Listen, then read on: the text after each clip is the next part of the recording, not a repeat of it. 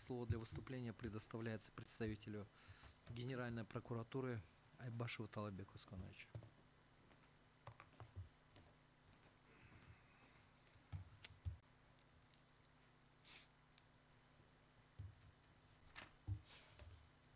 Уважаемый председательствующий, уважаемые судьи, уважаемые участники процесса, изучив доводы Душенбековой, следует отметить, что поводом и основанием для начала досудебного производства со статьей 148 Уголовного процессуального кодекса Крымской Республики является заявление граждан о совершенном или готовящемся преступлении, сообщение уполномоченного лица, организации о совершенном или готовящемся преступлении, рапорт должностного лица, органа дознания, следователя или прокурора о непосредственном обнаружении обстоятельств, которые свидетельствуют о совершенном или готовящемся преступлении. Выделенные материалы уголовного дела, а также материалы досудебного производства, поступившие из иностранного государства. Основанием возбуждения уголовного дела является наличие достаточных данных, указывающих на совершение преступления. Вышеуказанные поводы к проведению доследственной проверки регулируются в пункте 59 статьи 5 Уголовного процессуального кодекса, где дается четкое определение к слову «доследственная проверка». Это стадия досудебного производства с момента регистрации заявления или сообщения о преступлении в едином реестре преступлений до принятия решения о возбуждении уголовного дела, либо об отказе возбуждения уголовного дела. В ходе проведения доследственной проверки по вышеуказанным основаниям следователь устанавливает факт нарушения закона тем или иным лицом, не затрагивая законные права любого гражданина, тем более статуса судьи, и только в случае установления наличия гражданами совершенного или готовящегося преступления принимает меры к возбуждению уголовного дела. Специальные следственные действия предусмотрены в главе 301 Уголовного процессуального кодекса Крымской Республики. В соответствии с частью 3 статьи 212 Уголовного процессуального кодекса Крымской Республики специальные следственные действия проводятся по возбужденным уголовным делам. Я здесь хочу это конкретизировать. В ходе выступления адвоката Душенбекова она сказала, что неотложные следственные действия проводятся, там задержания проводятся, обыски, выемки. Все эти действия следствием проводятся только после возбуждения уголовного дела. Вот это надо, разграничение, вот это надо правильно дать. И тоже представителя Совета судей было сказано обращение к Совету судей о привлечении лица. Само слово привлечение лица это уже привлечение, это предъявление обвинения.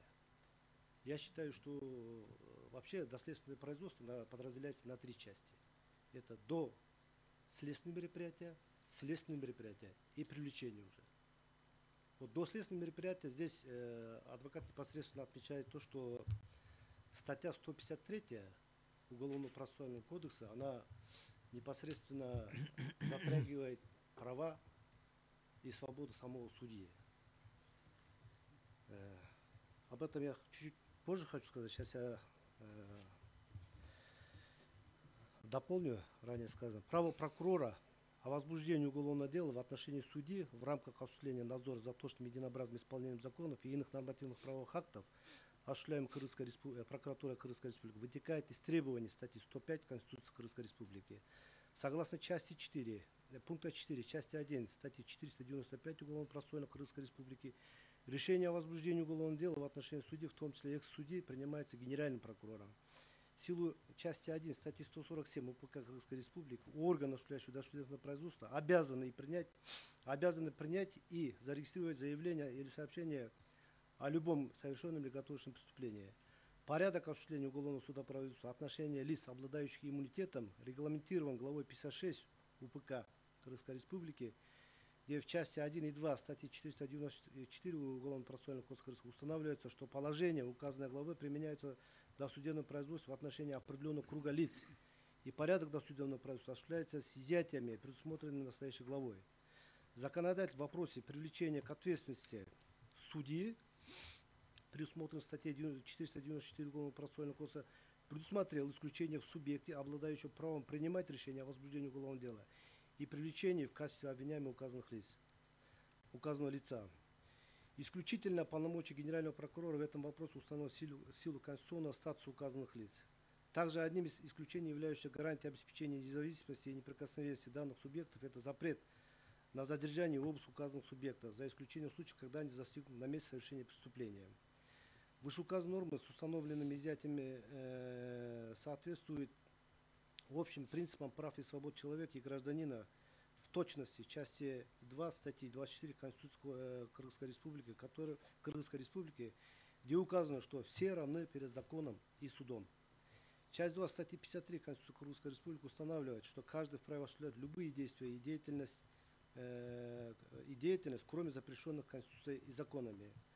Согласно части 1 статьи 95 Конституции Кыргызской Республики, судьи независимы и подчиняются только Конституции и законам. Конституция, гарантируя неприкосновенность судей, также требует от них безупречного поведения. Отклонение от него требует соответствующей ответной реакции, в том числе в виде дачи правовой оценки действиям, имеющим состав преступления.